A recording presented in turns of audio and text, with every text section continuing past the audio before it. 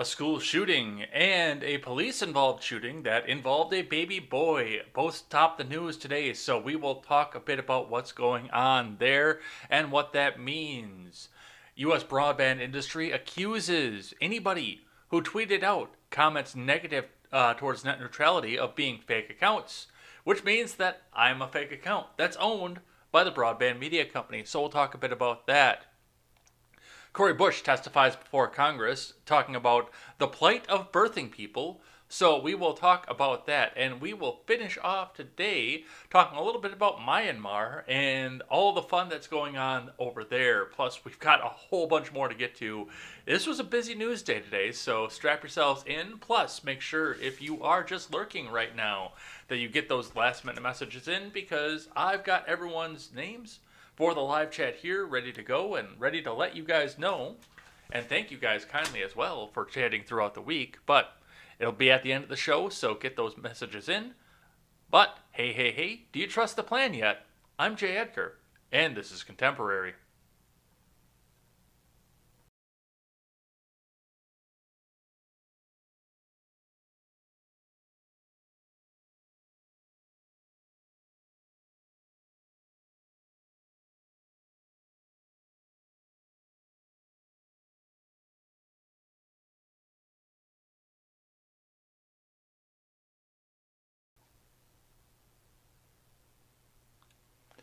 Well, good morning, everybody, and welcome to Contemporary. My name is Jay Edgar, and we've got some stuff to get to today. As mentioned, it was a very, very big day. Lots of stuff that happened over the past 24 hours, so we'll get through all of it. We will see what's big in the news, what's small in the news, and otherwise here. But before we get started, head on over and check out my friends over at the Freedom Scoop Media Group. Pardon our dust, we are still under construction right now. I'm going to see if I can tie up some loose ends on that so we can get everything up and ready to go on that website. I know that Steven's been asking me about it because his website is tied to the same website, so we'll go and check that out. But you can also check out my friends, the Daily Ignoramus, the Breakdown with Breckenhoff, the R-Rated Conservative, the Freckles and Brit Show, and the Generational Gap. Go and check all those guys out. The R-Rated Conservative will be back next week. He took a week off, and I've got some speculation as to what he was doing on his week off, but he did just take a week off, so go check him out at his new time next week. Otherwise, check out the rest of my friends over there, and once the website's up, we will have options to directly support creators, in addition to everybody's Subscribestar, PayPal, Buy Me a Coffee, and everything else. So you can go and check all of those out over there, and you can come over and help us support great creators. All right, looking in at the Dow to start with for the day here, looks like it closed up almost a full percent. After struggling throughout the day, it looks like it jumped about midday and then also struggled throughout the day again and then just started going on another climb. This came ahead of the April jobs report, so we'll be talking a bit about that as we go into IBD. On your Bitcoin dropped slightly, but it is still holding steady at 56,728 US dollars and 20 US cents. By the way, I just looked at what Doge was because people were talking about it again. And, well, you remember when I told you that I was going to pick up 20 bucks a Doge? And I wasn't expecting to get rich off of it, but, you know, if it goes somewhere, then I'll make a little bit of money. And if it doesn't, if it just tanks, I'm out 20 bucks and I'm not worried about it, well, I bought it at 0.3 cents. So I'm not rich, but I'm kind of happy right now. And I kind of like that. All right. So that's what's happening in your Bitcoin here. The gas, surprisingly, went the way that we all expected it to. The 258s are gone in Madison, Wisconsin at this point, replaced by almost 10 cents higher across the city, but we do have a couple that are sitting at 263, 264, 265. But for the most part, we are all moving towards that 269 range, which means that we move closer and closer, ever closer, to the $3 a gallon range. And yeah, I just put gas in at 288 last night. So yeah, it's going there. So we'll see what's happening with the gas. Let's see what IBD has to say about the markets. Mom invested in you. Make sure she gets a good return on investment. Start investing smarter for only $20.21. Yeah, no, we're not going to go down that route right now. From IBD. Dow Jones Futures rise as market rally awaits jobs reports. Roku, NetStock, lead earnings movers as Fed warns asset prices are vulnerable. From Ed Carson. Dow Jones Futures rose modestly Friday morning, along with S&P 500 futures and Nasdaq futures, ahead of the April jobs report. On Thursday, the major indices rose while growth stocks continue to lag. Amid another rush of earnings from Cloudflare, Roku stock, and more, the Federal Reserve late Thursday said that many asset prices are elevated and vulnerable to significant declines. The stock market rally showed gains across the major indices on Thursday, closing near session highs. The Dow Jones hit a record high, while the Nasdaq rebounded for slim gains after tumbling below key levels intraday. The big catalyst, German Chancellor Angela Merkel, opposed President Biden's call to waive intellectual property rights for coronavirus vaccines from the likes of Moderna and partners Pfizer and BioNTech. All right. Well, and that's kind of understandable too, because I know that which one is it? BioNTech was a German company, so she's out trying to protect the German people, if not the people across the EU, because a lot of the vaccination research came from the EU. So, well, broken clock is right twice a day, and I usually have a lot bad to say about Angela Merkel, but broken clock. Even so, the Nasdaq's performance had a lot to do with megacaps Apple, Microsoft, Amazon, Facebook, and Google parent Alphabet. Beneath the surface, many growth names pummeled, especially software and other highly valued names, including Square stock, Cloudflare, and Roku. Yeah, did you? And this is just another thing that goes along with that. It's not a Square. What? I cannot think of what the name of the thing is, but the little thing that you're supposed to stick on the stuff that you lose all the time so you can go track it with your cell phone, which is one of the things that you lose all the time, that Apple's doing their own version of that. I saw it on the gas pump television network last night, which is the dumbest fucking thing I've ever heard of. But yeah, I saw that last night and I'm like, dude, you're just buying up your competition at this point. So beneath the surface, many growth names were pummeled, especially software and other I read that one already. Square, NetStock, and Roku reported earnings late Thursday, along with Floor & Decor, EOG Resources, Progeny, and Expedia. Cloudflare, Roku, and Expedia stock popped overnight, while FND stock edged lower. Square and EOG stock rose modestly, while Progeny was little changed. On the bright side, mining and metals stocks continued to do well, along with other financials. Oil and gas stocks pulled back, but their charts looked fine. Farm machinery giant Deere and fertilizer market CF Industries flashed buy signals. Yep, farming season is in full swing, so that's something else we're going to see coming up here. In its semi-annual financial stability report, the Fed said the financial system remains stable, but high asset prices are a concern. Well, if high asset prices are a concern, then the financial stability report is not fucking stable. But go ahead and keep lying to the people, because then they'll put more money into it and they'll all be fucking broke after the market crashes, which is coming. High asset prices in part reflect the continued low level of treasury yields. However, valuations for some assets are elevated relative to historical norms, even when using measures that account for treasury yields, the report stated.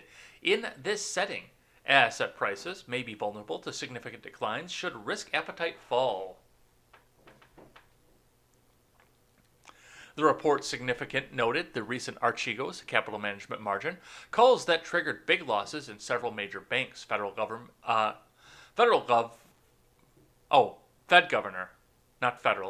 Fed Governor Lael Brainerd, in accompanying statement, said equity valuations reflect an elevated risk appetite. Brainerd cited the term meme stock, which stocks or other assets soar based on social media fueled memes. Microsoft, Google, Floor & Decor are on the IBD leaderboard. Progeny is an IBD leaderboard earnings option. Deere is on Swing Trader. Microsoft is on IBD long-term leaders. Progeny and Square stock are on the IBD 50. CF stock was Thursday's IBD stock of the day. By the way, tell 10 friends. I see everybody starting to file in here for the morning. Tell a few friends here because, once again, we're going to read the names of everybody who is hanging out today. So let's make that difficult. Let's get as many names in here as we can. On the futures, Dow futures rose 0.2% versus fair value. S&P 500 futures advanced 0.2%. Nasdaq 100 futures climbed 0.2%. The Fed warning on asset prices didn't seem to have an effect on Dow futures. One reason is that the Fed chief, Jerome Powell, made it clear that policymakers are focused on reviving the economy and employment, even if that means equity prices are elevated. Boy, that's a dangerous combination of words. At 8:30 a.m. the Eastern Time, the Labor Department will release the April jobs report. Economists are betting on a gain of 938,000 jobs after the U.S. added 916,000 in March. I'm going to put that a little bit closer to 800,000, if I had to guess. Which this is happening right about now, too. So we'll see what's happening with that. From MarketWatch, Dow aims for longest win streak since March ahead of April jobs report. From Mark DeCamber, the Dow Jones Industrial Average is set to add to its record ride Friday as investors brace for a monthly report on conditions in the U.S. labor market with the economy recovering from the commie-fucking-coof. Futures on the Dow Jones Industrial Average were up 100 points to 34,542, a gain of 0.3%. S&P 500 futures added 10.55 or 0.3% at 4204.75. Nasdaq 100 futures added 3125 points to 13,629, a gain of 0.2%. On Thursday, the Dow added 318 points to reach a record close of 34,548.53, a gain of 0.9%. The S&P 500 moved up 34.03 points or 0.8% at 4201.62, while the Nasdaq traded up 50.42 points or 0.4% to 13,632.84, ending a streak of 4 straight losses.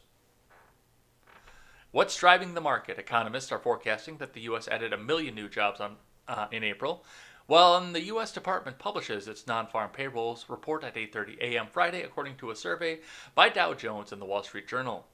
A survey of economists from Econoday shows that the consensus estimates range from a gain of 755,000 to 1.25 million.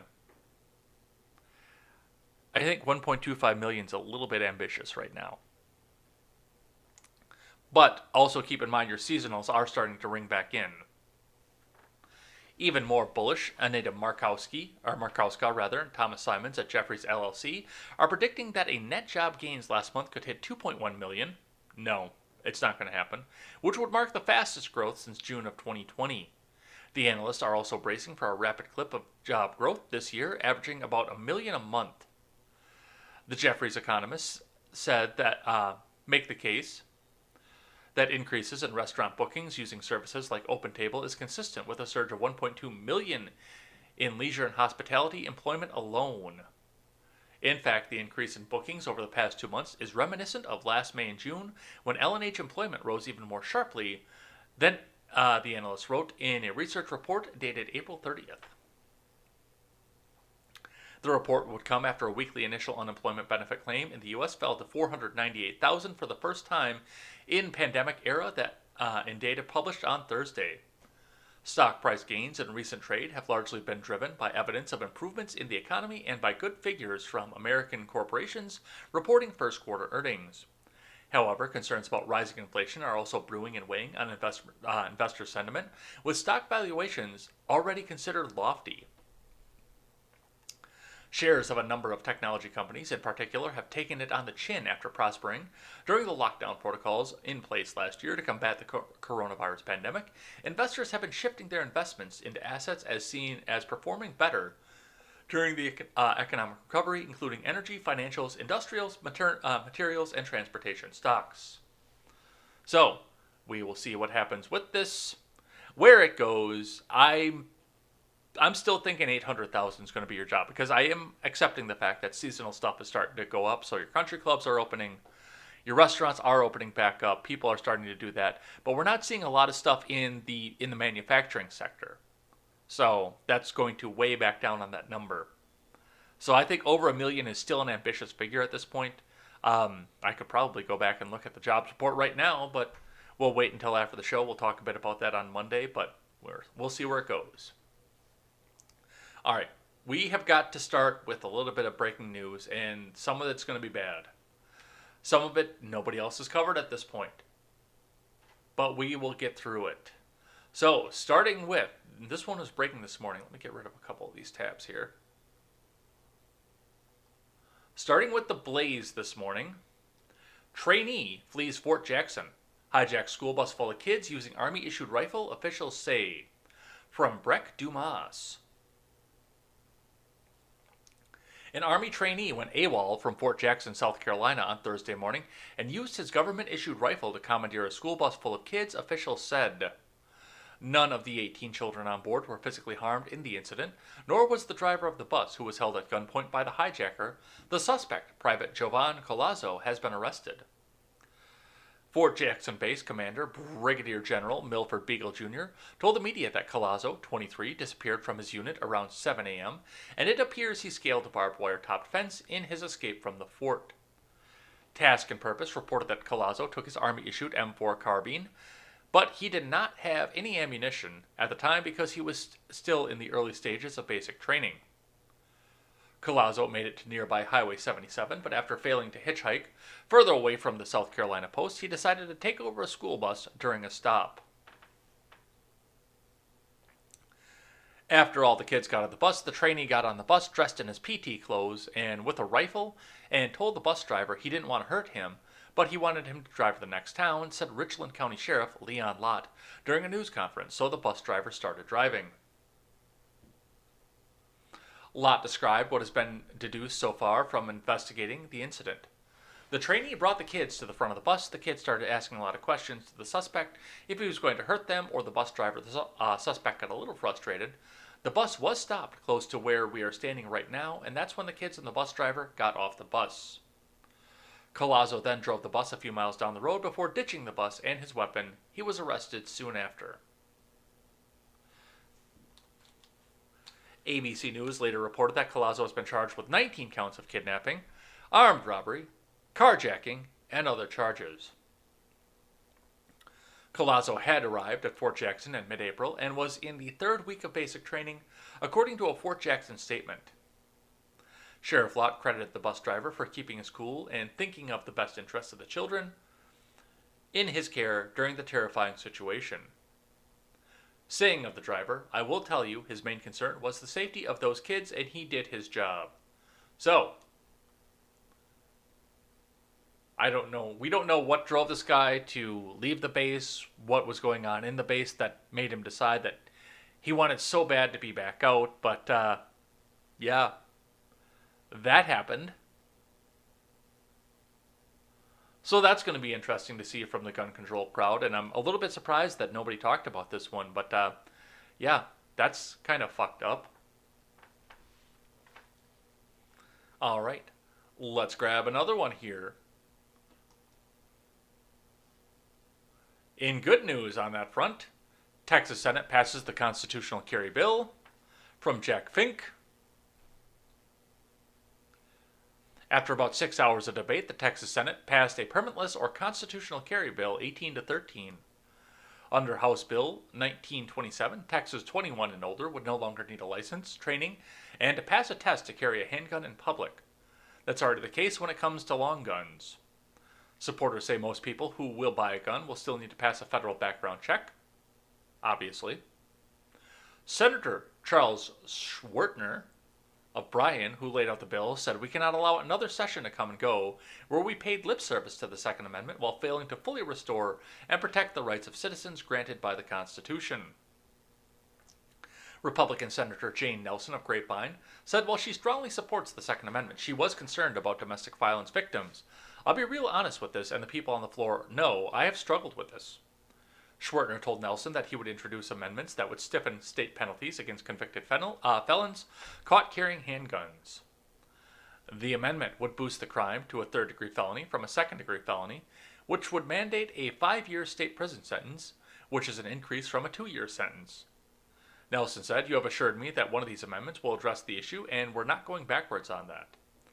Schwertner told her, "We're actually enhancing penalties on one of the amendments regarding domestic violence." Nelson said, "I'm so happy to hear that." Many police chiefs, including Eddie Garcia of Dallas and Jimmy Perdue of North Richland Hills, opposed the measure, saying the public should still be required to be trained on how to use and store handguns. Chiefs are also worried about keeping criminals from carrying weapons. Senator Kelly Hancock announced that Tarrant County Sheriff Bill Wayborn supports the legislation. We called the Sheriff's Department to confirm, but we haven't heard back.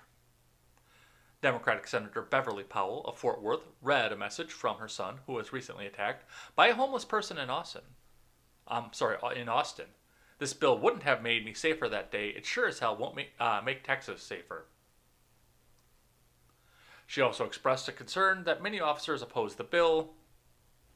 I don't believe that I saw a single police chief or police association testify in favor of the legislation. Now, as far as I understand, this is an open carry legislation, and you would still need licensure or training for concealed carry. Which means that Wisconsin had looser gun laws than Texas did for a long time, because we do have open carry here in our state. But, well, we'll see where this goes, but I can tell you this. If you have to worry about whether the person who you're about to carjack or busjack, although you wouldn't see a school bus driver carrying. I don't think the school districts would allow that in any case. But if you had to worry if that person you're about to carjack is carrying, you'd be a lot less inclined to carjack, I would say that. All right, another bit of bad news, though. Baby boy killed during an attempted arrest in Mississippi, police say, from David K. Lee. A baby boy died from injuries he suffered when the Mississippi police gunned down his murder suspect father, authorities said on Tuesday. The 3-month-old child was traveling with his father, Eric Darrell Smith, 30, who had been wanted in connection with a double homicide investigation in Louisiana, officials said.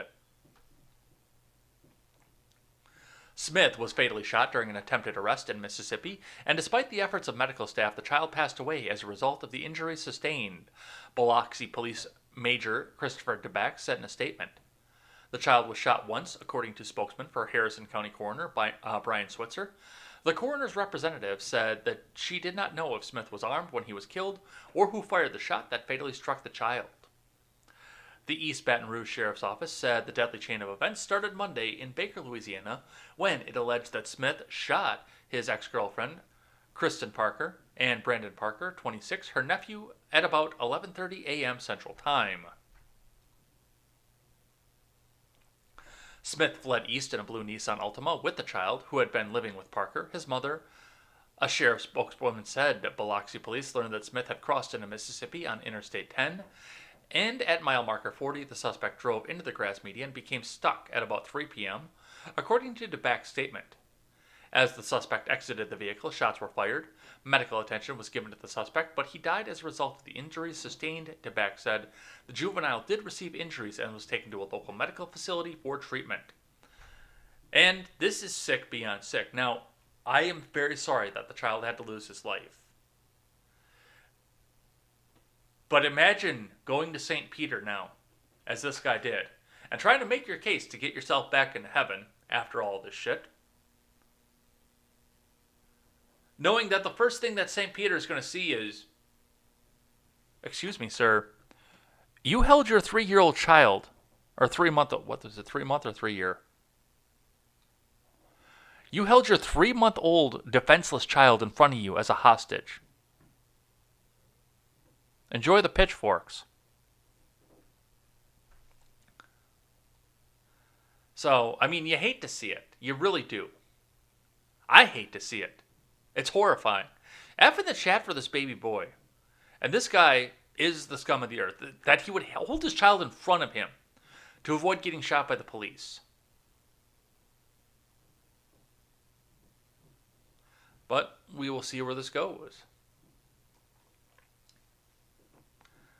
All right, from Local 8 News, out of Idaho. 1 in custody, 3 injured after active shooter incident at Rigby Middle School. Update 5:30 p.m. Idaho Falls Police and the Bonneville County Sheriff's Office are assisting the Jefferson County Sheriff's Office at serving a search warrant at a residence in Idaho Falls related to the Rigby Middle School shooting incident. Update 4 p.m. Jefferson County Sheriff Steve Anderson said at a press conference Thursday at approximately 9:08 a.m. a 6th grade female student retrieved a handgun from her backpack and fired multiple rounds inside the school and out. She injured 2 students and a school employee. 2 victims were shot inside and 1 was shot outside. He said during the shooting a teacher disarmed the student and detained her until law enforcement took her into custody. Dr. Michael Lemon, a trauma medical director at Eastern Idaho Regional Medical Center, said all 3 received non-life-threatening extremity injuries. He said the adult had been treated and released. The bullet went cleanly through the limb. He said the 2 pediatric patients are in fair condition and will be monitored overnight. He said 1 pediatric patient was shot in an extremity and may require surgery in the future. The second was potentially shot twice. There were 2 injuries, 1 to an upper extremity and 1 to a lower extremity. Officials said the 3 are expected to survive their injuries. This is a very difficult and trying time for our community, Anderson said. We've had amazing support from partners across the state that have arrived not only to assist in the investigation, but give us support with what we need. He said the details of the investigation are being thoroughly investigated right now by Idaho State Police, Jefferson County Sheriff's Office, Bonneville Sheriff's Office, the FBI, Idaho Falls Police Department, Rigby Police Department, Rexburg Police Department, and Madison County Sheriff's Office. That's a lot of people to come in and figure out what the hell went on with this. Anderson said the student lives in Idaho Falls but attends Rigby Middle School. He did not release her name. As a minor, standard practice. Anderson said they do not have a lot of details as to why this happened. He said they're following all leads.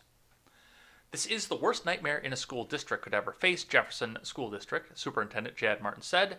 We prepare for it, but we are never truly ready for it. Our hearts and our prayers go out to the victims and their families and to all those involved. Jefferson School District 251 will not have school on Friday, and yet this is another situation where we sit here and once again, not a lot of news, mainstream. Not a lot of mainstream people are covering this. This one kind of fell to the wayside once again, which we saw that back in Tennessee. Was it Knoxville last month, where it was the same thing. There was a school shooting, and nobody said a fucking word about it. It's almost like they're figuring out that it doesn't fit the narrative, and, now we don't go through anything. And what was the one, too? Was that the Knoxville one where the kid was cowering in the bathroom and shot one of the officers? And I think that he passed away for that one too, so yeah. The school shooting thing, that's not being covered in the news right now. Have you noticed that? I cover it because it's horrifying. And this one, of course, left nobody dead, which is good. There are worse things in the world. There are worse ways that this could have happened. This could have absolutely turned out in an absolutely worse way, but nobody's dead. Looks like it was all stopped. We're going to get answers from this. Suspect was taken alive. So we'll figure out what happened with this. And this also didn't involve the scary black AR-15. So, whoop, to the memory hole you go. All right. From CNN. Democrats wary of appearing to push Justice Breyer out despite their small window to replace him. From Ariane DeVoe, Manu Raju, and Phil Mattingly. So, I think the left has accepted that they're not going to get the Senate back after this time. Because they're trying to push Breyer out now. All right, let's see what CNN has to say. Senior Democrats are treading carefully around Justice Stephen Breyer these days, worried that a progressive push to get him to retire could either anger him or come off as overtly political. In either case, potentially dashing their hopes of getting a young new liberal on the Supreme Court in his place. The clock is ticking for the party because the Senate could fall into Republican hands during the midterm elections next year, or actually, at any moment. 2 members of the Democratic majority are near or just over 80 years old and hail from the state a state where a Republican governor would name their replacement if they weren't able to serve. Not to mention the fact, and I keep telling you guys this, by the way, I do 100% keep telling Democrats this, that if you keep calling Joe Manchin the scum of the fucking earth, he could snap his finger and put an R next to his name. And probably get voted in again in West Virginia, by the way, on top of that. And the same thing with Sinema. Now, I know a lot of you guys don't like Sinema. I like Sinema. I like Kyrsten Sinema. She sticks to it, and she sticks to the thought of trying to sell the radical agenda rather than cram it down somebody else's fucking throat. I do draw some differences with her from time to time, but I really do like Kyrsten Sinema. I was pleasantly surprised by Sinema. But once again, snap of that finger, and she can change her party affiliation too. If you guys keep calling her the scum of the fucking earth. Plus, the two senators who are just over 80 years old that are from Republican governor states that would name their successors, yeah. But Breyer, age 82, the senior liberal on the Supreme Court, is keen on keeping the High Court free of political influence, and at a moment when a Democratic president gets to nominate any new justice, and Democrats hold the Senate's tie-breaking vote on confirmation, an open campaign to squeeze him out could have the opposite of the intended effect. So, while many congressional Democrats admit the ticking clock is on their minds, multiple sources tell CNN they're almost keeping a studiously respectful distance. In conversations with CNN, White House officials hew to their public message that there's no open seat on the bench and they're staying out of the matter until there is. Behind the scenes, though, there are preparations for one of the most significant tasks that could fall to President Biden, who has promised to nominate a black woman for the job whenever it's available.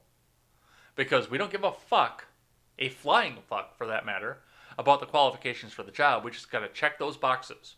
Right, Kamala Harris? Officials insist that the task isn't contingent on Breyer, but rather is something that any administration would do given the high stakes and the ever-present possibility of departure. The fear, according to multiple Democrats, is that such a push could cause Breyer to dig in and decide to serve out beyond the 2022 midterms, when the control of the 50-50 Senate is again at stake. But don't worry, they'll use it for campaign fodder too, keep that in mind. I'm not sure that is the kind of pressure that Justice Breyer is actually helpful in his decision-making, said Senator Sheldon Whitehouse of Rhode Island, a Democrat on the Senate Judiciary Committee.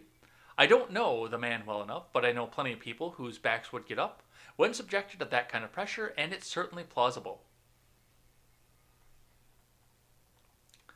Senator Jack Reed, another Rhode Island Democrat who has known Breyer since he was an advisor of his Harvard Law School, said of the pressure campaign, "No, I don't think it works." For his part, Breyer is silent on the issue, even after one liberal group hired a billboard truck to circle the Supreme Court building last month bearing the rhyming slogan, "Breyer, retire." His retirement would likely not change the court's 6-3 conservative majority, but it could bring on board a younger justice to serve for decades. Could you imagine, just for a second, imagine the meltdown if Breyer retired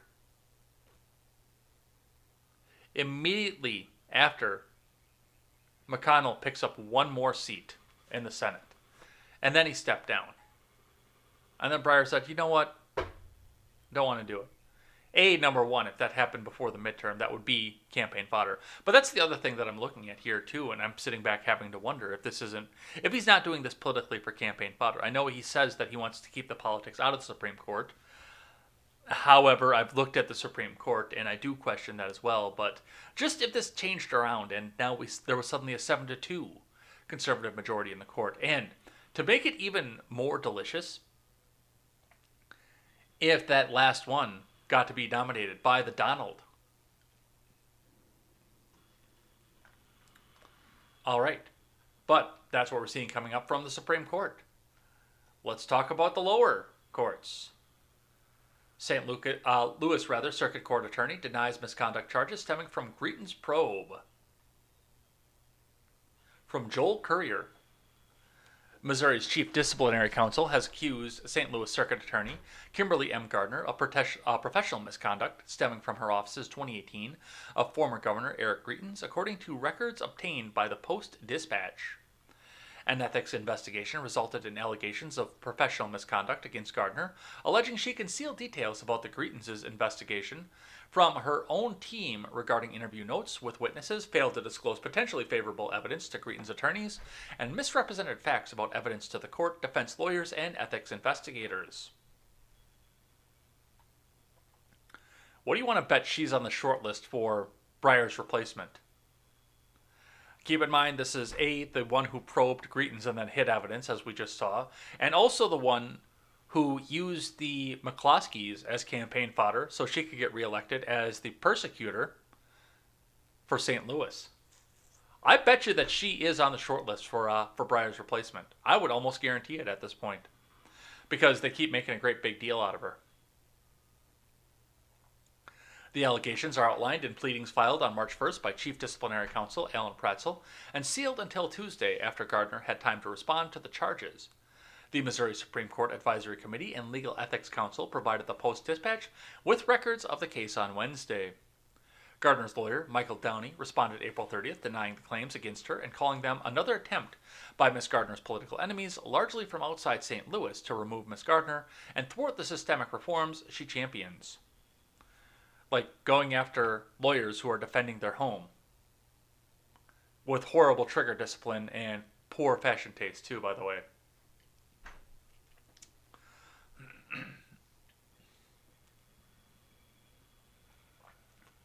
Gardner didn't hide her role in the investigation and produced all notes taken during witness interviews, Downey said. Gardner's office also released a statement this week saying she complied with the law during the Greetons' investigation. Despite several investigations attempting to uncover illegal wrongdoings by her office in this case, none have ever been found, the statement said, "We are confident that a full review of the facts will show that Circuit Attorney has not violated the ethical standards of the state of Missouri." So, this investigation is going, and we will see where that goes. I've got one here from KMOV4, also on Kim Gardner, who I'm, once again, very, very wary of the fact that she's probably the one that's on the short list to go and be Breyer's replacement. Kim Gardner faces professional misconduct probe, could lose law license. From Lauren Traeger.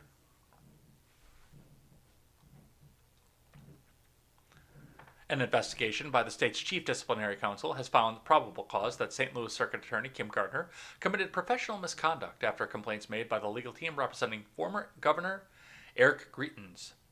The state website published Tuesday Gardner's name in relation to a pending disciplinary hearing that indicates she's the subject of an alleged ethics violation.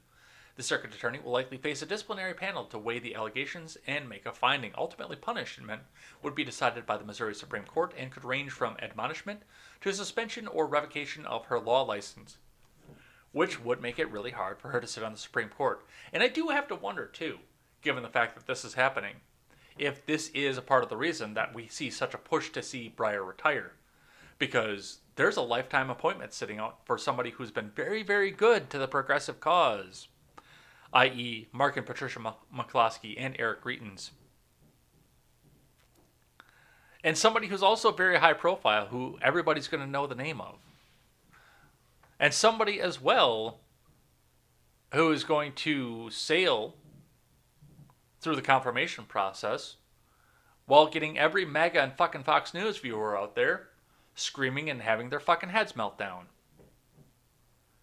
This is all political at this point, so we'll see what happens with that. I got one here from the New York Post. Biden omits the word God from National Prayer Declaration. From Samuel Chamberlain. Best Catholic in the world. President Biden left the word God out of his proclamation of the annual National Day of Prayer on Thursday. The president lauded America's remarkable religious vitality and diversity, noted the power of prayer to provide hope and uplift us for the work ahead, and even quoted the late Congressman and civil rights leader John Lewis, but the proclamation made no mention or reference to God or any other deity. Now, that's actually not true, because I've seen what happens when leftists get around one of their political allies or somebody who has been politically favorable to them through their lives, and he actually did mention a deity, that of the deity of John Lewis. You know he believes that John Lewis is a deity.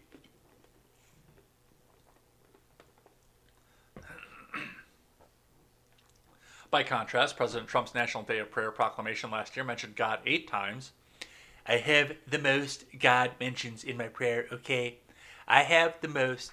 Nobody can mention God like me, okay? With 3 more mentions taken from quotations, Barack Obama found space to mention God twice in his National Day of Prayer declaration as president of 2016. Walt W. mentioned God 4 times in his 2008 proclamation. There you go, right there. I have the most mentions of God. I have the best National Prayer Day. The best one there is, okay? Nobody has prayer day like me, okay? There you go, devout Catholic Joe Biden. Denied the Eucharist, devout Catholic Joe Biden. All right, let's grab one from Reuters. U.S. broadband industry accused in fake net neutrality comments from David Shepardson. That's right, I'm actually not even here. I'm not a person. I am a hologram, and I am owned by the big net tech companies in order to make you not believe in net neutrality. In order to sow discord in net neutrality. Because that's the only people who are commenting negatively on it. Everybody else wants net neutrality.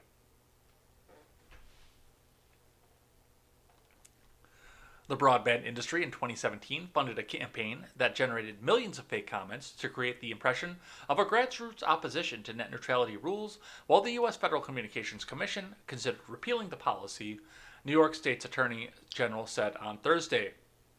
AG Letitia James, a Democrat, said her office reached agreements with 3 companies involved in the scheme: Fluent Incorporated, Opt Intelligence Incorporated, and React Media Incorporated, imposing penalties of $4.4 million and requiring them to adopt comprehensive reforms in future advocacy programs. Her office identified the companies as the lead generators responsible for millions of the fake comments submitted to the FCC's net neutrality proceeding. Federal agencies were often solicit public comments on key policy issues before taking action. The New York investigation showed broadband industry players spent $4.2 million to generate and submit more than 8.5 million fake comments to the FCC to create an appearance of widespread grassroots opposition to existing net neutrality rules. The investigation found that nearly 18 million of the more than 22 million public comments that the FCC received, both for and against net neutrality, were fake.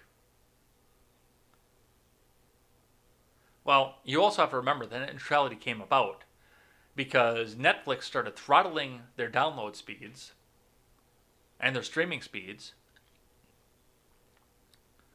to go back and take it, and they basically said, they told the people that it was the the internet providers doing it, not Netflix. So the whole thing was a fake fucking campaign from the beginning. Keep that in mind. But we won't talk about that. So, we'll see what's happening with that. Alright, I got one here from CNN. Atlanta Mayor Keisha Lance Bottoms won't run for re-election. And a choir of the heavenly host came forward and screamed, "Ah!" This is from Keith Allen and Ryan Young. Atlanta Mayor Keisha Lance Bottoms announced late Thursday night that she will not run for re-election this year. As Derek and I have given thoughtful prayer and consideration to the season now before us, it is with deep emotions that I hold my head high and choose not to seek another term as mayor, Bottoms wrote in a letter published online. While I'm not yet certain what the future holds, I trust that my next season will continue to be one full of passion and purpose, guided by the belief that within each of us is the power and responsibility to make a positive difference in the lives of others, she wrote. Bottoms wrote that her decision was not based on an inability to fundraise, a belief that she wouldn't win again, or fear competition in her bid for a second term as 60th mayor of Atlanta. No, I'm sure it's got a lot to do, actually, by the fact that she has no support coming from Savannah because she's constantly at odds with Brian Kemp, plus the new Georgia voting laws and the boycotts that came to it, and mostly hit Atlanta too, by the way. She is about to be facing a financial meltdown of the city of Atlanta, especially in the lower and minority income groups, and she doesn't want to be at the helm when that happens. That is probably what's going on with Keisha Lance Bottoms. When MLB pulled out of Atlanta, I knew that this was going to be hell politically for Atlanta. And it appears that I was right on this one, so well, I guess I don't have enough room to start circling in my chair, so I won't do the razor fist thing, but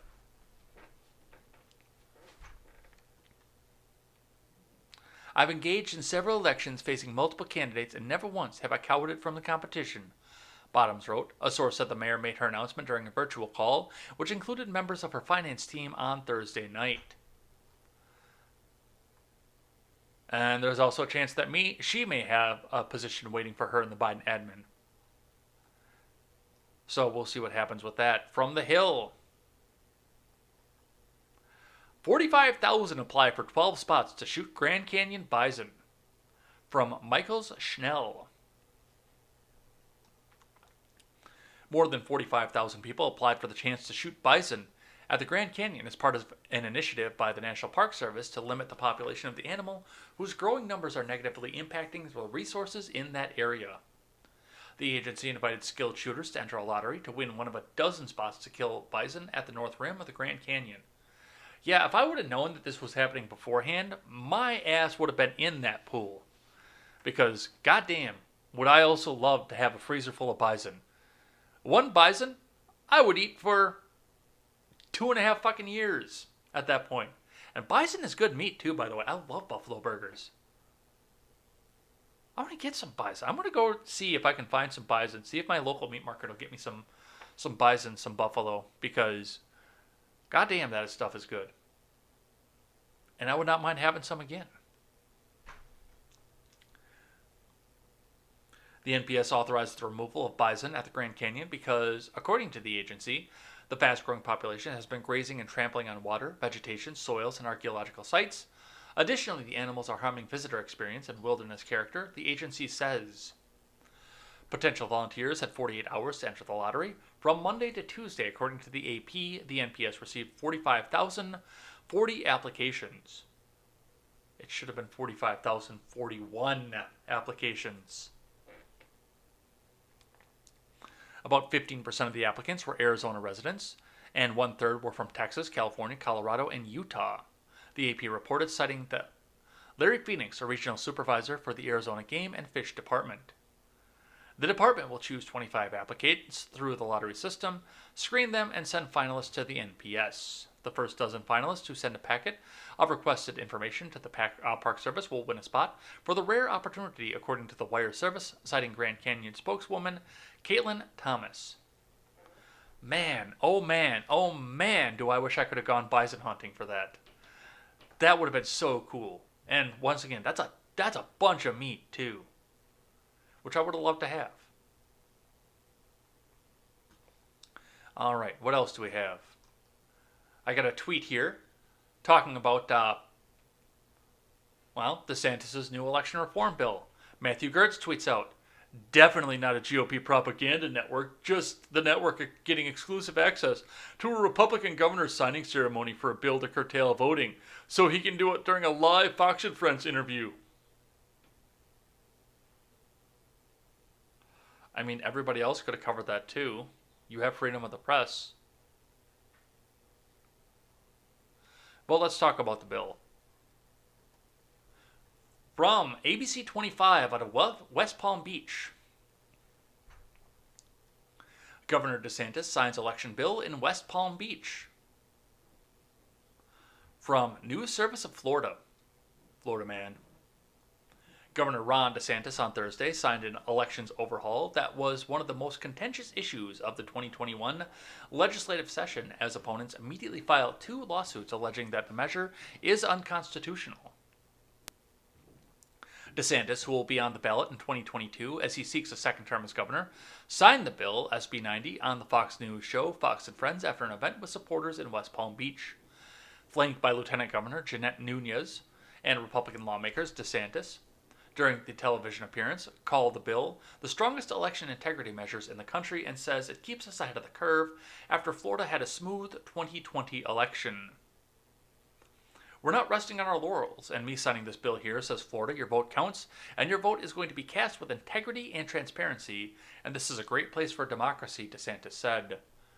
But a coalition of opponents, including the League of Women Voters of Florida, Black Voters Matter Fund Incorporated, and the Florida Alliance for Retired Americans, filed a lawsuit in federal court in Tallahassee, contending that the bill violates the First Amendment rights and would place an undue burden on the right to vote. It is a privilege, not a right. The lawsuit named as defendants Secretary of State Laurel Lee, Attorney General Ashley Moody, and county supervisors of elections throughout Florida. SB 90 does not impede all of Florida's voters equally. It is crafted and will operate to make it more difficult for certain types of voters to participate in the state's elections, including those voters who generally wish to vote with vote-by-mail ballot and voters who have historically had to overcome substantial hurdles to reach the ballot box, such as Florida's senior voters, youngest voters, and minority voters. The lawsuit said, "You fucking racists." Separately, the Florida State Conference of the NAACP, Disabled Rights Florida, and Common Cause filed a federal lawsuit alleging the bill is unconstitutional and violates the Americans with Disabilities Act. The 2021 voter suppression law is just the latest in a long line of voter suppression laws targeting Florida's black voters, Latino voters, and voters with disabilities, said the lawsuit, which was filed in Tallahassee and named Lee as the defendant for far too long. Florida's lawmakers and elected officials have created a vast array of hurdles that have made it more difficult for those and other voters to make their voices heard. DeSantis and GOP lawmakers argued that the bill, which addresses issues with such as voting by mail, is needed to ensure secure elections, but Democrats and many voting rights groups said the bill would suppress voting after a November election in which Democrats far outdistanced Republicans in voting by mail amid the COVID-19 pandemic, and yet still lost. So, we will see what happens with that. I'm sure that we're going to see multiple court challenges with this, and we will continue to follow it. Because this is one of the things that the news media likes to cover because, oh my God, it's suppression. Don't you know it's suppression? It's so evil.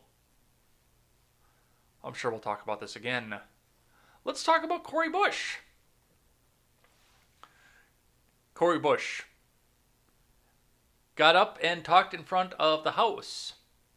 And she had this to say, to which Jessica Green tweeted out, "People who give birth are otherwise known as women." Let's have a listen. St. Louis, and I thank you, Chairwoman Maloney and Congresswoman Kelly, for your leadership in convening this all-important hearing.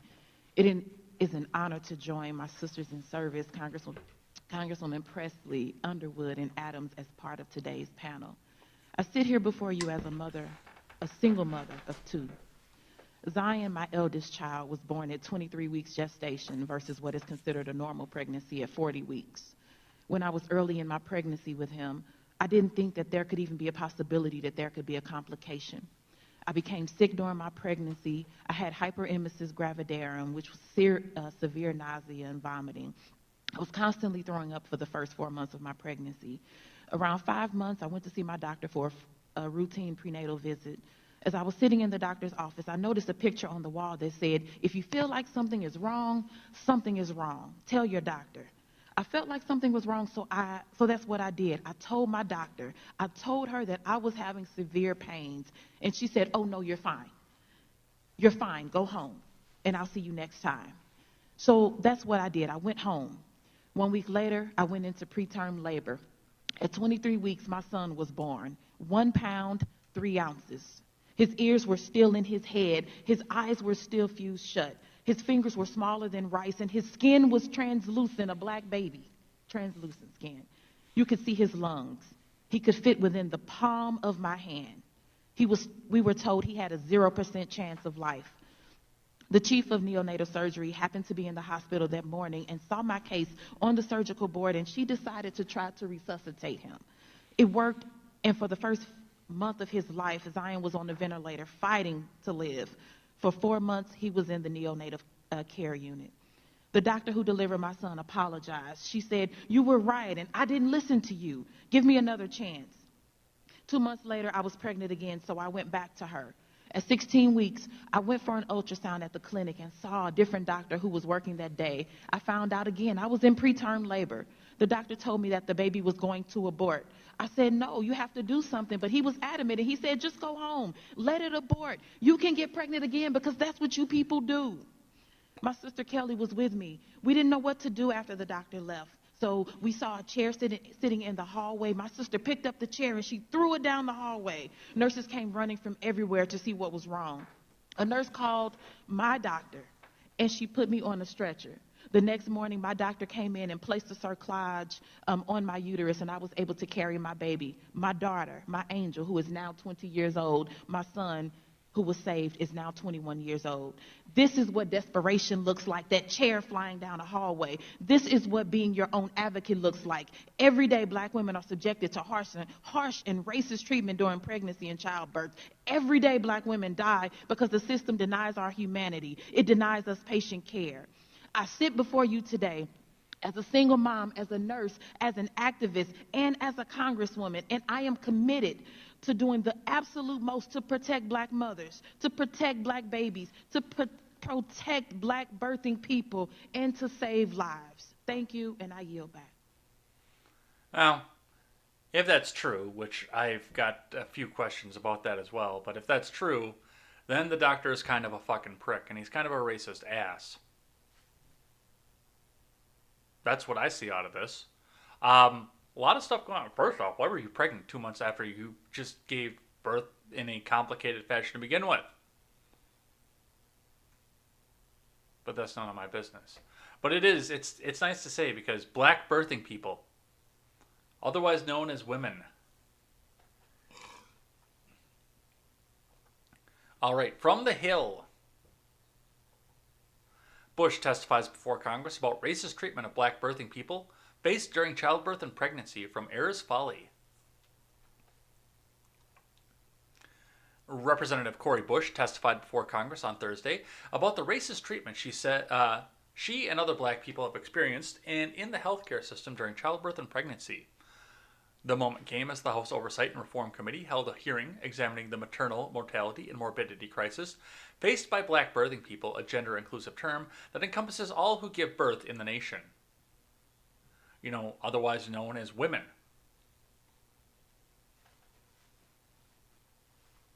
During her testimony, Bush, a nurse and a mother of two, opened up about her personal experience in which she had to be with her own advocate while trying to receive medical care in the past after voicing problems to her doctors about serious health issues that went unaddressed. The Congresswoman first detailed her pregnancy with her eldest child, Zion, who she said was born at 23 weeks of gestation versus what is considered a normal pregnancy of 40 weeks. When I was early in my pregnancy with him, I didn't think that there could be even a possibility that there could be a complication, she said. And we watched the video already. But Bush said she later became sick during her pregnancy. She said she suffered from hyperemesis gravidarum, or severe nausea and vomiting, and was constantly throwing up for the first 4 months of my pregnancy. Around 5 months, I went to see the doctor for a routine prenatal visit, and as I was sitting in the doctor's office, I noticed a picture on the wall that said, "If you feel like something is wrong, tell your doctor."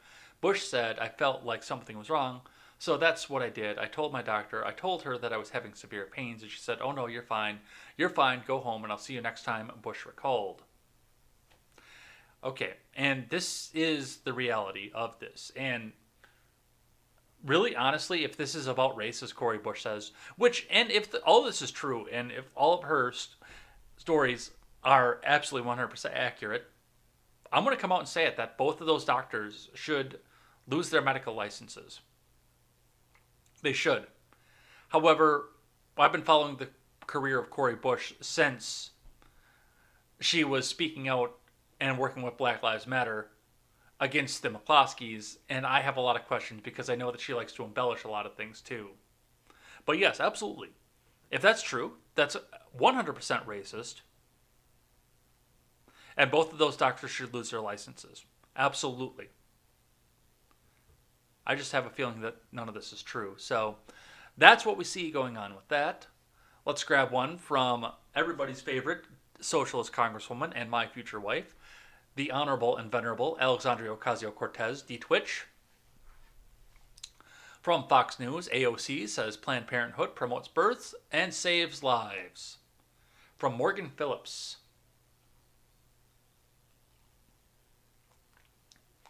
Representative Alexandria Ocasio-Cortez made an impassioned case, which means that she made a lot of hand gestures, arguing those who truly value life must support Planned Parenthood, noting, how many babies haven't been born because of prenatal services offered by the organization? The New York Democrat also said that she was a Planned Parenthood baby. No, we wish that she was a Planned Parenthood baby, as her mother relied on prenatal services offered by Planned Parenthood before her birth. If we want to talk about Planned Parenthood, Poppy, then let's talk about how many lives Planned Parenthood has saved. And how many babies have been born because of prenatal care by Planned Parenthood, Ocasio-Cortez said. Planned Parenthood's annual 2019-2020 report said it provided 354,871 abortion services and 8,626 prenatal services. She spoke during a House committee hearing titled Birthing While Black, examining America's black maternal health crisis. Why are we fucking studying this?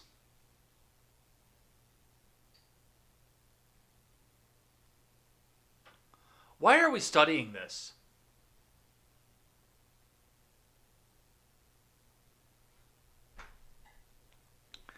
If we're concerned about life, then we don't get to talk about anyone else when we're upholding policies that kill people, she continued. The provider offered a majority of its services to sexually transmitted infections, care, and treatment, over 5.4 million. It also offered 2.5 million contraceptive services and around 600,000 cancer screenings and care for miscarriages, among other services. I don't want to hear a single person on the committee or outside this community talk about valuing life when they continue to uphold the death penalty. And when they continue to support policies that disproportionately incarcerate and lead to the deaths of black men and people throughout this country, and uphold an absolutely unjust medical system that exists for profit that allows people to die because they can't afford to live, Ocasio-Cortez said. If we're concerned about life, we don't get to talk about anyone else when we're upholding policies that kill people, she continued.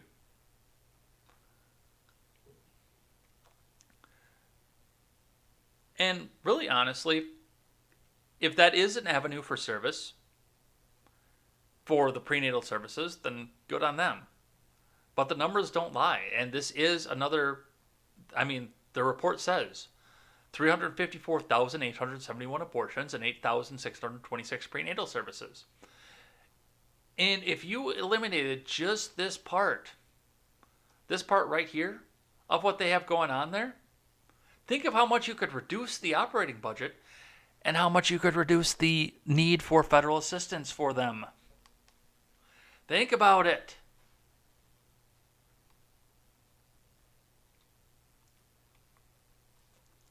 All right, I got one here from the Daily Wire. Let's talk Liz Cheney. Liz Cheney orchestrated secret media campaign to counter Trump rhetoric while he was in office. Report from Ryan Saavedra. Representative Liz Cheney reportedly orchestrated a secret media campaign with a left-wing mainstream media publication to counter rhetoric from then-President Trump about the results of the 2020 election.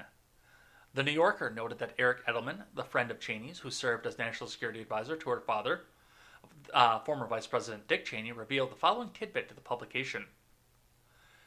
Cheney's rupture with the House Republican Conference has become all but final in recent days, but it has been months in the making. Edelman revealed that Cheney had herself secretly orchestrated an unprecedented op-ed in the Washington Post by all 10 living former defense secretaries, including her father, warning against Trump's efforts to politicize the military. The Congresswoman not only recruited her father, but personally asked others, including Trump's first defense secretary, Jim Mattis, to participate. That's fucking rich. A Cheney complaining about politicizing the military. A Cheney complaining about politicizing of the military. Really? That is fucking disgusting. No. You don't get a pass on that one. You don't get a single pass on that at all. You fucking warmongering pig bitch. The Bushes and the Cheneys did nothing but politicize the military. And they're going to continue to do it.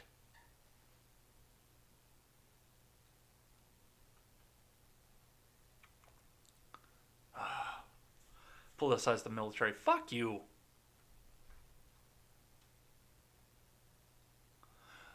The story was seemingly confirmed by KION TV anchor Aaron Groff, who wrote on Twitter back in January 4th, former Defense Secretary Leon Panetta told me it all began with staff person to former Vice President Cheney.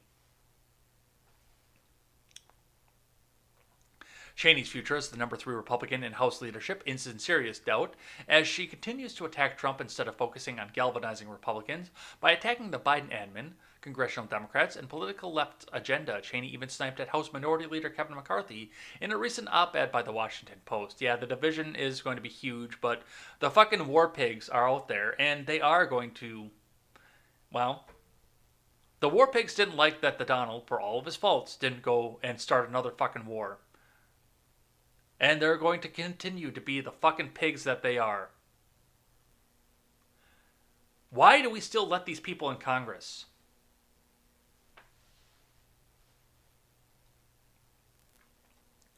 All right. So, that's what's happening with Liz Cheney. From the Blaze. Democrats debate stripping Iowa and New Hampshire of their early primary status because they are, and I quote, too white. Two small states have long prided themselves in their quadrennial first in the nation presidential caucus and primary statuses. Iowans love to brag about their Hawkeye Caucus, the first votes cast in the nomination process. The state's spot on the election calendar gets nearly every Democrat and Republican candidate to make an appearance in the state and brings Iowa outsized media love during bleak winter months. Political and government leaders revel in the extra attention the caucuses bring, while most years 2020 was a notorious disaster. The New Hampshire loves to brag about being the first primary in the nation and even has a law requiring that the Secretary of State move the election to be at least a week before any other state holds similar elections. Iowa caucuses don't count. Oh, we gotta hit the continue reading button because it's fucking Glenn Beck. Now their claims of fame are at risk because the Democrat Party believes that the state's populations are too white. The Boston Globe reported that though Republicans are continuing to give traditional deference to Iowa and New Hampshire, potential 2024 GOP hopefuls have already made trips there.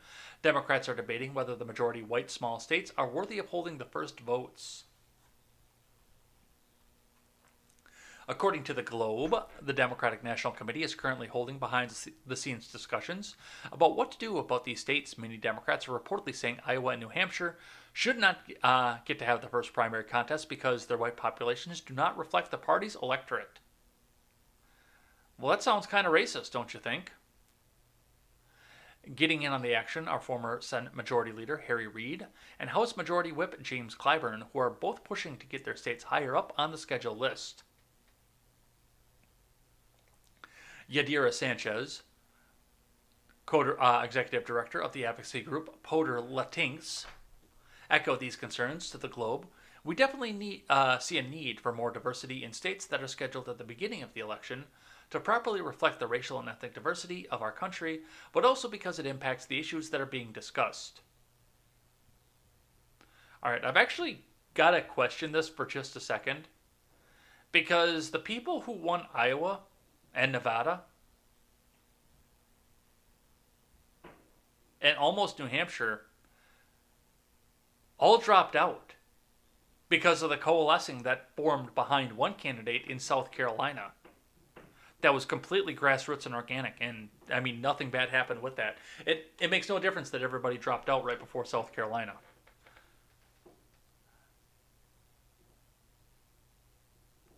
Even if Iowa's the first stop, everything went South Carolina's way.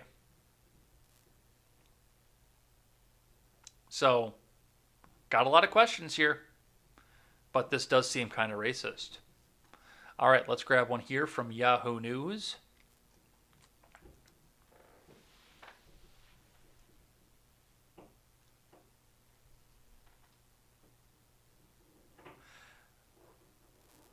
Facebook board's Trump decision shows us big tech is way too powerful. Elizabeth Warren. From Max Zahn and Andy Serwer. Progressive senator and toe-tapping bracelet jingler Elizabeth Warren on Wednesday applauded the Facebook Oversight Board's decision to uphold the ban of former President Trump from the site for the time being, but she warned that the move demonstrates the outsized power of the social media platform and reaffirms her call to break up the nation's tech giants. I'm glad to see that Donald Trump is not going to be on Facebook, she tells Yahoo Finance editor-in-chief Andy Serwer. Suits me. But part two is that this just further demonstrates that these giant tech companies are way, way, way too powerful, adds Warren. Husband, will you bring me a beer, please, because I drink beer like everybody else, adds Warren, author of a new book entitled Persist. Facebook's Oversight Board, a panel appointed by the company to rule on content decisions, said on Wednesday that it was the right call to take Trump off the site the day after the attack on the Capitol Selfie Fest, but he was accused of inciting. But the board also said an indefinite suspension was not appropriate since the possibility of such a penalty goes unmentioned in Facebook's policies. The board called on Facebook to revisit the ban within 6 months, either making it permanent or setting a limit on its duration, and providing a justification for its decision. Officials in both parties responded with criticism over the immense power of Facebook. Some Democrats like Adam Schiff and Warren agreed with the board's choice to uphold the ban for now, while Republicans opposed it. Well, really, I don't care. If they breached their contract, with looking on the Twitter side, it actually does seem like they did, then the Trump admin should sue. But otherwise, private company. Let them put on platform whoever the fuck they want, and if they won't do it, they won't do it. But we'll see what happens with that. But I love how Warren tries to make the shift to her agenda no matter what. Well, let's make sure that we're still breaking up big tech, because I don't like the fact that they can be billionaires, but that gives them more opportunity to give me more money as well. So the more companies that they have, the more donations they can give to progressives. All right. From CNN.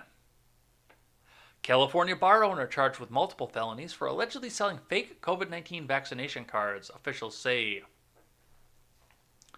You should never, ever carry a fake COVID-19 vaccination card. You shouldn't do any of that.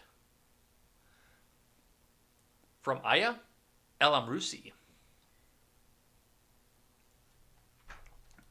A bar owner who allegedly sold fake COVID-19 vaccine cards from his business was charged with multiple felonies, including forgery and identity theft.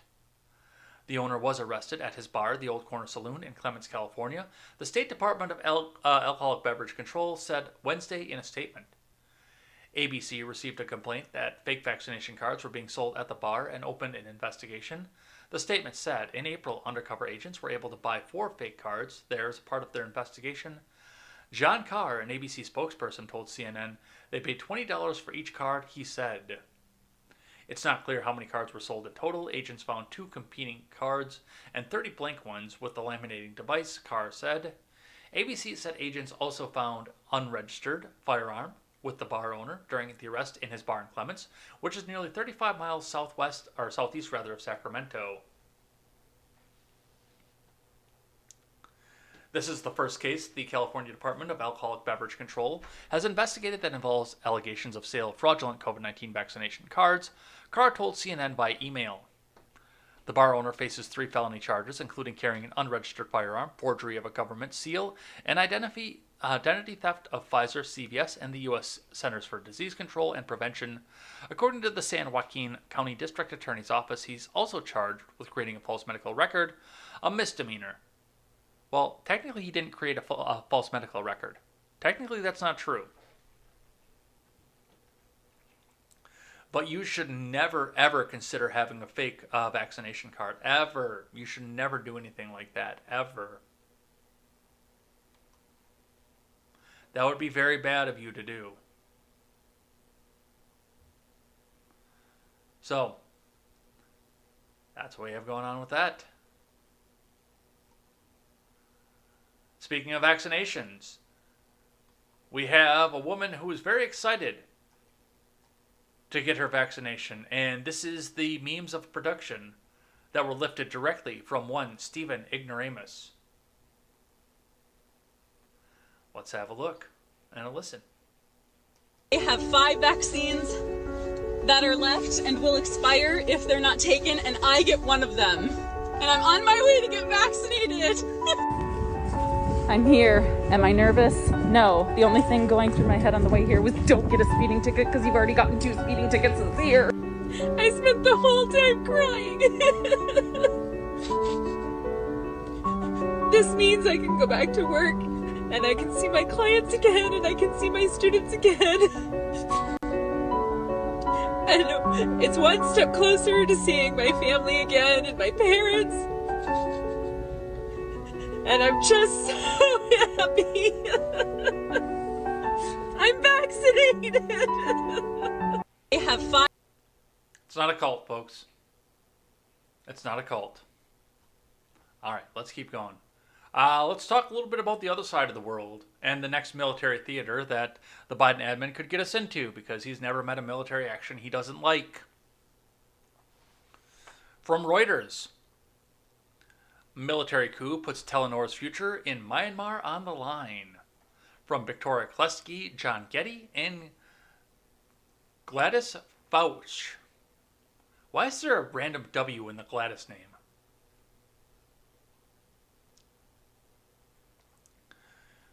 Since Myanmar's military ordered the telecoms operators to shut their networks in an effort to end protests against the February coup, Telenor's business has been in limbo. As one of the few Western companies to bet on the Southeast Asian country after it emerged from military dictatorship a decade ago, the return to army rule led to a $783 million write-off this week for Norway's Telenor. The Norwegian state-controlled firm, one of the biggest foreign investors in Myanmar, must now decide whether to ride out the turmoil or withdraw from a market which last year contributed 7% of its earnings. We are facing many dilemmas, Telenor chief executive Sigve Brekke told Reuters this week, highlighting the stark problems facing the international firms under increased scrutiny over their exposure in Myanmar, where hundreds have been killed in protests against the February 1st coup. While Telenor plans to stay for now, the future is uncertain, Brekke said in a video interview. Although Telenor has won praise for supporting what at the time was a fledgling democracy, activist groups have long voiced concerns about business ties to the military, which have intensified since the army retook control of the country. Chris Sidati, a UN expert on Myanmar, said Telenor should avoid payments such as taxes and license fees that could fund the military directly or indirectly, and that if it cannot be independently determined that Telenor is doing more good than harm in Myanmar, then it should withdraw. So, some business interests at least going on over in the former Republic of Burma. But we've got another one here from the Hill. Myanmar's military forcibly disappearing boys, young men, report from Joseph Choi.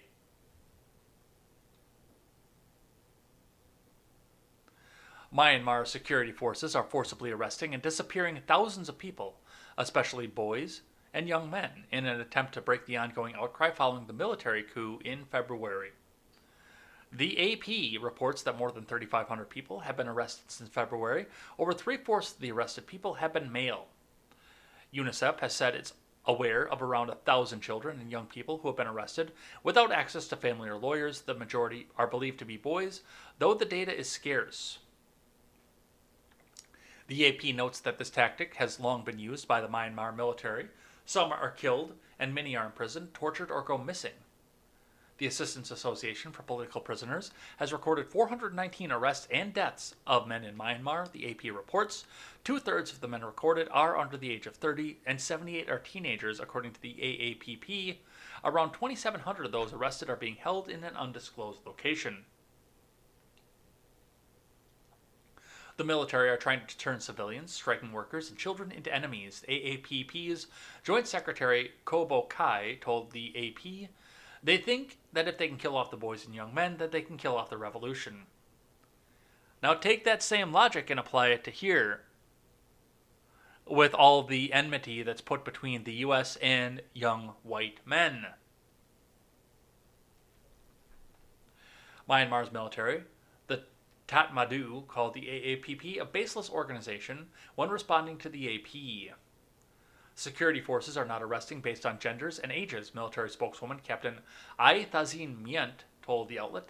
They're only detaining anyone who is rioting, protesting, causing unrest, or any actions along those lines. So, yeah, that's what's happening in Burma. That's a lot to think about as we go along, and look at the fact that we're also looking at China as a possible military adversary, Russia, are helping Taiwan, North Korea is shaking their fist, and the Middle East, and now there's Myanmar too. So I guess we will see what happens with this. All right, got a couple more here, and then we will head out of here. But before we do that, we will thank everybody who's chatting in the live chat. So if you guys are just lurking, get at least one message in there so I can say thank you.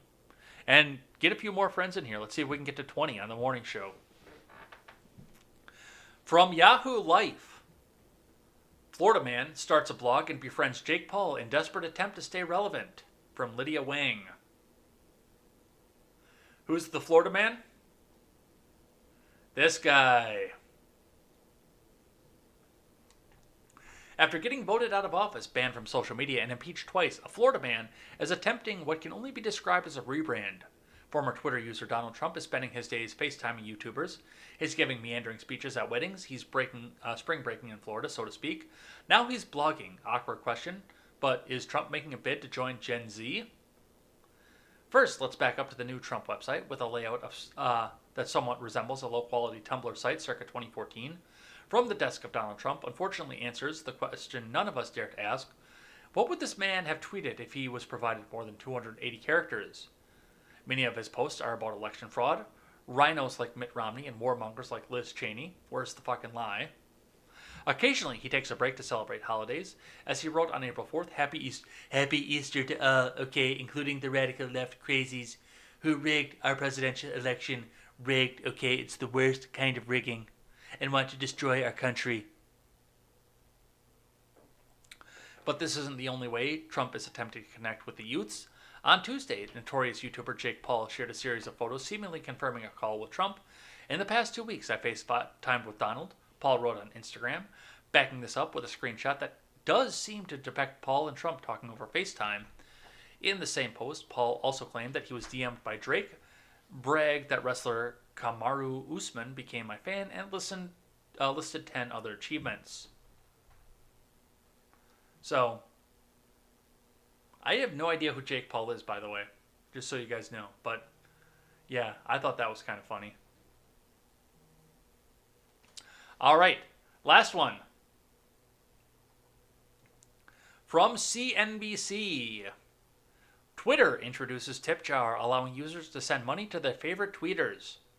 From Salvador Rodriguez. Twitter on Thursday introduced Tip Jar, a new feature that makes it easy for users to send money to their favorite creators in the microblogging service. This is the first step in our work to create new ways for people to receive and show support on Twitter with money, the company said in a blog post. Users will be able to connect their Twitter accounts with Tip Jar to Bandcamp, Cash App, Patreon, PayPal, or Venmo. Twitter will take no cut of the money sent through the feature. Bullshit!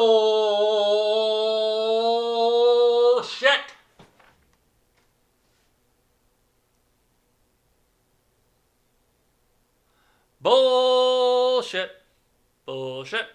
Bullshit! Bullshit! Bullshit! Bullshit! Bullshit! Bullshit! Bullshit! You don't think that money's going to pass through Twitter's hand and Jack Dorsey's going to look at this and say, oh, well, that money went missing. And that's a problem, Tim, and we're looking into this.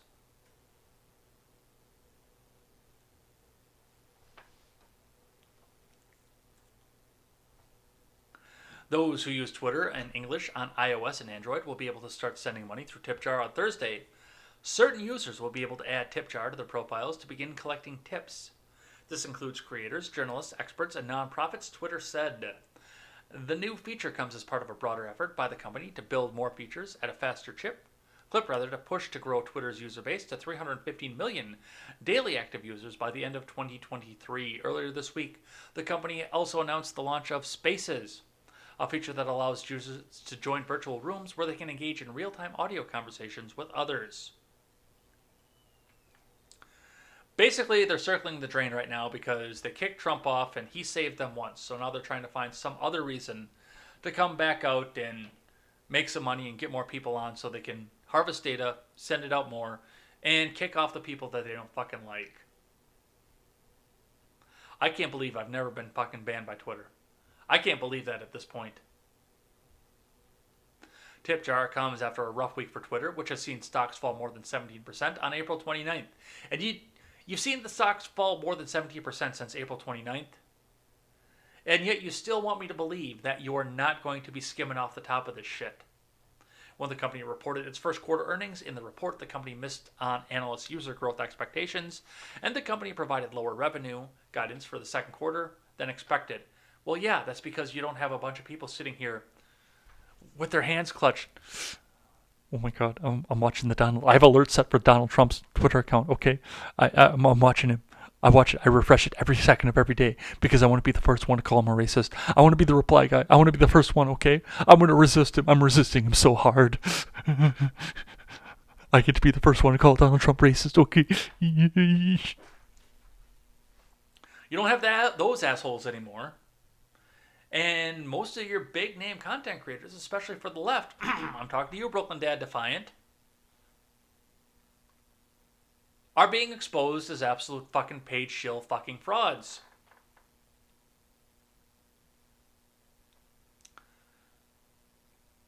So you're going to tell me that you're not going to skim off the top of this?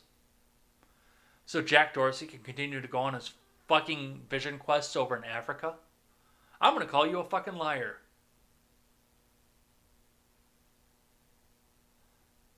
But if you do want to tip me over on Twitter, don't. There are better options, and they're right here in the chat with you guys, by the way. If you're over on YouTube and on Twitch. If you're on DLive, I don't have them up there yet. I'm going to add a robot to the DLive chat too, by the way. But yeah, throw me a tip, throw me a PayPal, subscribe star to me,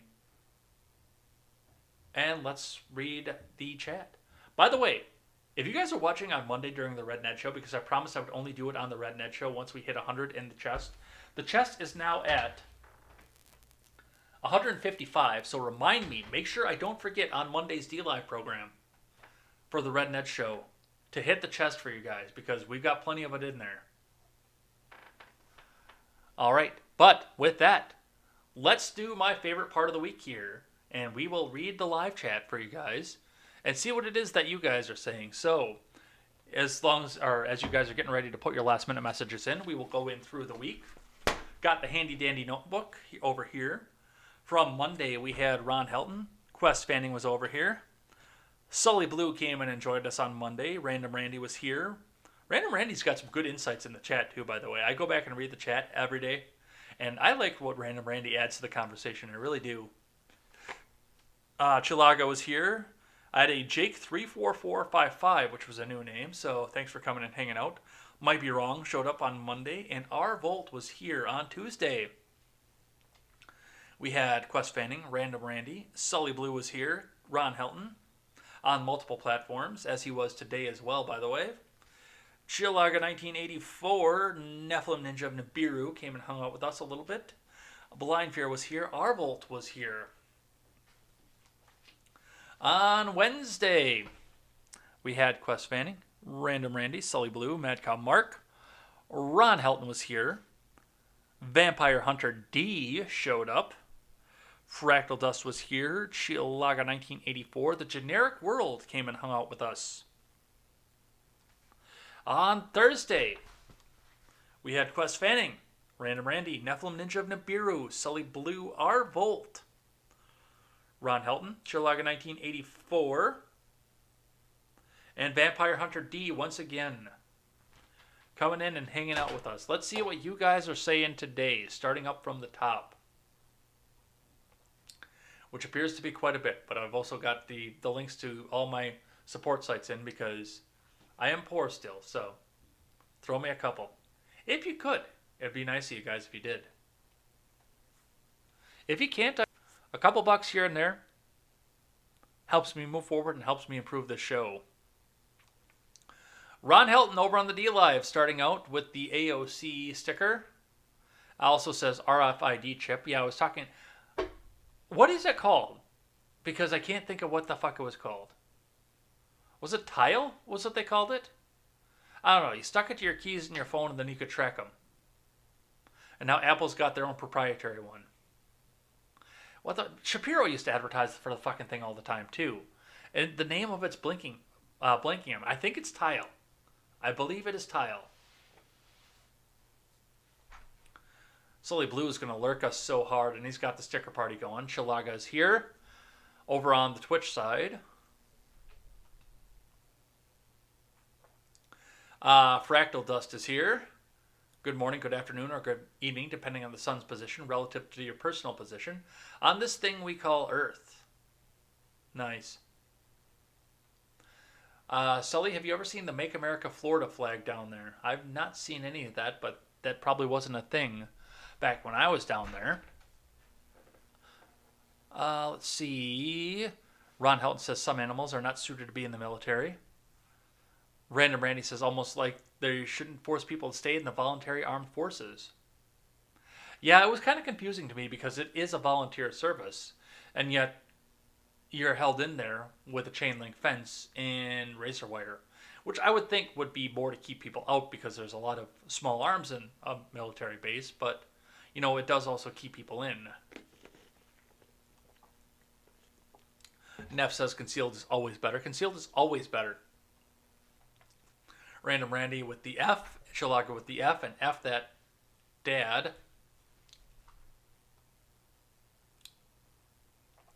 Random Randy says poor Kamala Harris had to blow a bunch of dudes and marry a white man in order to get where she is. Nice.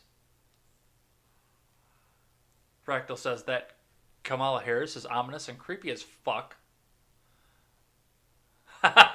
Chilaga says Moose Knuckle Harris, and then he tries to apologize for it. Shameless Friday comment. Fuck that. Let him out there. Like I say, if it is sufficiently bigoted or hateful or stupid, it will get read on the air because it will raise the intellectual level of this programming. Mark White came in, but he is watching F1. Chilaga says, full disclosure, I think Kamala could be a man. She's a man, baby. It doesn't like Owen Benjamin or whoever the fuck it is think that every woman of remote power is a man. Of any sort of remote, any sort of influence or power is a man. I don't know. All I know is I want to see Coconut Mommy in a swimsuit. I enjoy that.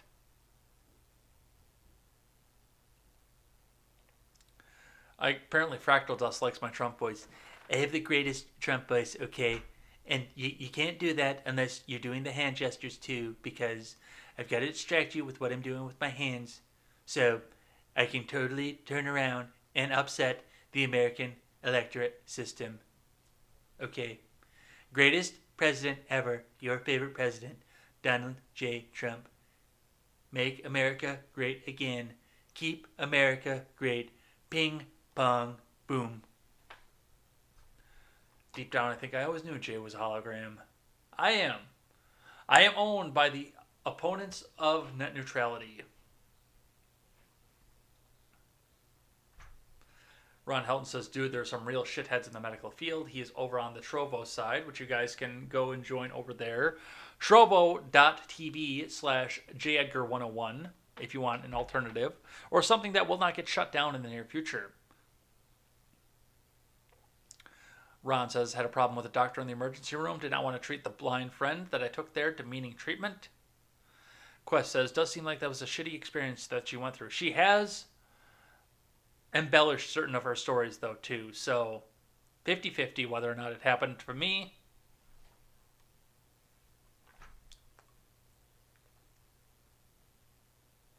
Quest Fanning says, we experienced what I would characterize as racism in our treatment for Kate's first obstetrician. She tried to say they were in no position to complain when she was 2 hours late. Randy says, it isn't racist. It's the standard doctor superiority complex. I guarantee she would have gotten the same response if she was white. Yeah, I don't think she would have got the you people just get pregnant again kind of thing. It was like white privilege to speak up.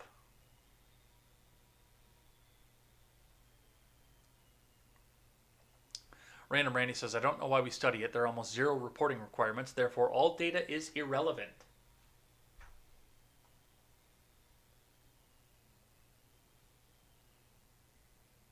Shilaga says, if you're not early, you're late.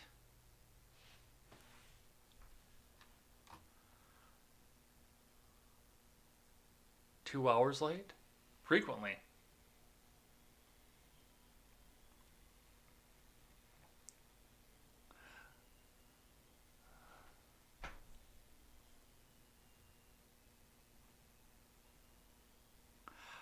Neff, I don't understand this comment, but I'm going to read it. I'm probably going to say something bigoted that's going to get me thrown off YouTube, but Nephilim says Dems are going to get hoisted by their own retards on hafting to Huhite all the time. It's the hafting I'm confused about. Quest says, once Kate left because she was hungry and needed lunch, the doctor admonished her for that. You're eating for two. Random Randy says that they want to play these games while silencing political opposition, then the exposure generated for the left should be considered an in-kind campaign contribution. And yet it won't. Quest says, I don't understand what the alcohol enforcement unit had to do with the cards. It's all bureaucracy at this point, and it gave them an excuse to come in. Shilaga said she's putting us at risk with her speeding. I can't believe these idiots haven't seen their family. She's lying. Yeah. Sick people, damn it. It's not a cult, though. Honk. Yeah, Sully says honk after I said it's not a cult. Honk, honk. Did he say Cobra Kai? I was curious about that, because what did I say about Cobra Kai? I had to be talking something about Myanmar.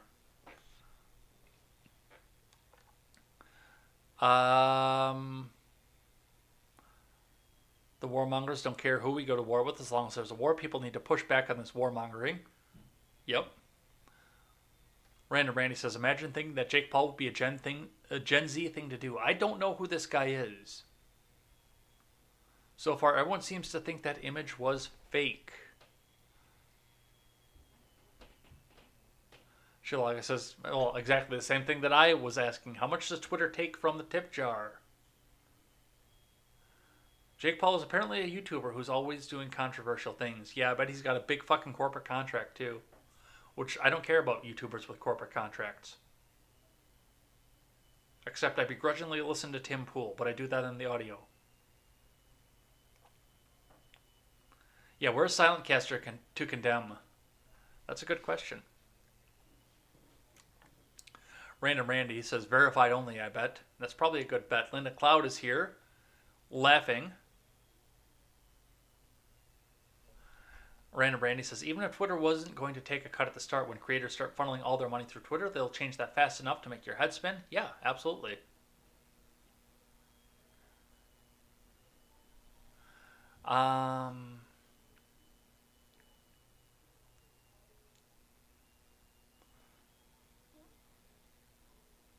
Random Randy says, I hate that I should be able to become a millionaire on YouTube, but instead I'd likely get fired from my day job.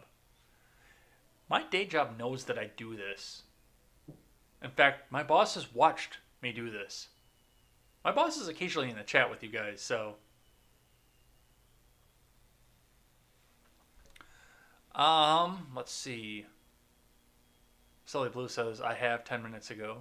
Random says, did you start Gilded after I mentioned it to Steven? I noticed there was a Gilded announced almost the day after I mentioned it. I don't know what happened. It was actually, we started Gilded because a friend of Elaine's, Nailbender, who's been in and out of the chat here, he suggested it to Elaine. He actually built our Gilded for us. He turned around and did that, so he mentioned it to her. She brought it up to me. I had never heard of it before she had brought it up to me. But I like the platform. I just wish that more people had it at this point, because then we could start building a community. But for the most part, people are using Discord, and Discord is fucking grabbled. So I don't know what the timing was on that, but yes, we are doing that as well. Chilaga says, I met all three: bigoted, hateful. Now you just gotta throw something stupid up there, Chilaga.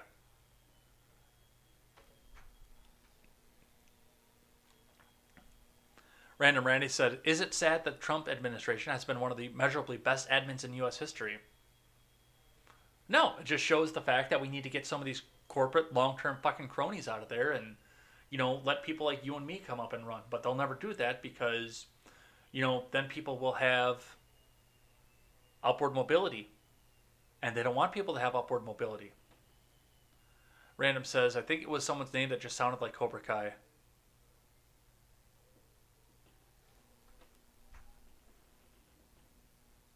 Mad Cow is here towards the end. He says it's commercial time.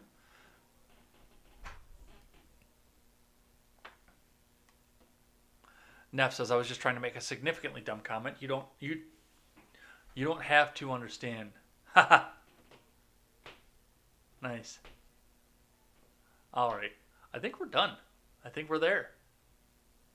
9 o'clock. I'll get a little bit of breakfast in before work. Maybe I'll get a little bit of stuff cleaned here. But yeah, I got to go get cleaned up and get ready for work myself. So, I also want to say Megnog19 was over on the Instagram side too, by the way, which you guys, if you don't follow me over on Instagram, you can do that too.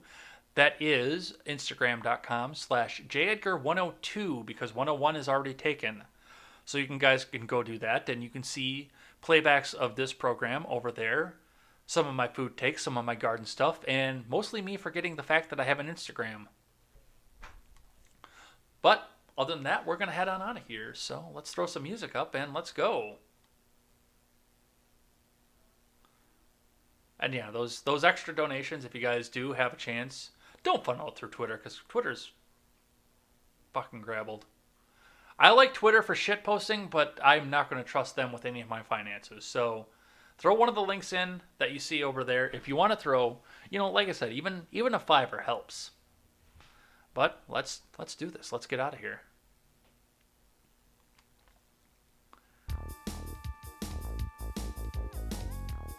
All right, well, thanks everybody who came by and chatted throughout the week.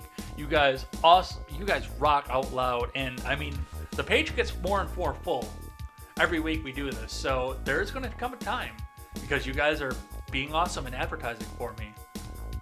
You guys rock, that I'm not going to be able to do this. So I want to thank you again for coming in, being at the base of this, and letting me thank you personally while we still have the chance. So we will be back here. I might 50-50. I'll announce at noon tomorrow. That's Central Time. If I'm going to do an Ed Talk tomorrow, I think I'm going to. Just because I neglected you guys so much over the month of April and March while I was organizing for the charity stream. So I think we can do that for 2 weeks in a row. What do you guys think? 5:30 tomorrow, we'll do an Ed Talk and we'll actually sit down and maybe we'll even take some Discord calls. Maybe we'll do that as well. The Discord link is in the chat and in the description as well. So come on in, join the Discord. Maybe we'll take some calls. Maybe we'll do some stuff. But we'll give you guys some time to come back out here. And if I do it, which once again, I'll announce, let's say 1 because I might have to work late. But I'll announce by 1 o'clock Central Time tomorrow if I'm going to do an Ed Talk. So look for announcements for that. I will put that in the Discord and in the Twitter as well. And that if I do it, it'll be at 5:30. And if you guys, I'll do it for 60 minutes guaranteed. And if you guys get me to 20 concurrent users, then we'll go for 90 minutes. You guys, what do you guys think about that? Does that sound like a good deal for you guys? Let's do that. All right. Otherwise, we'll be back here on Monday, bright and early for more Contemporary, as we move closer and closer to that 7 a.m. start time. So we'll see what kind of stupid shit they do over the weekend. And also, don't forget that Monday night at 5:30 is the Red and Ed Show. We'll be talking about a lot of the stupid shit that happened over the week. So look forward to that. There is a 50-50 shot I'll have an interview. I have not confirmed with the guest. So we want to sit down and talk about this free speech case that's going before the Supreme Court. So look forward to that as well. Great guest too. Somebody I have been following on Instagram for a long time, and she'll be very knowledgeable about the topic at hand. So definitely look forward to that as well. Otherwise, come back and join us. Even if we don't have the interview, come and hang out with us and my wonderful co-host is Elaine. Come and help us out and meet some new people as we welcome in her audience from over on the Facebook side, and we will see you then. Otherwise, we'll see you next time for more Contemporary. Until then, I'm Jay Edgar, and this is Contemporary. Take care.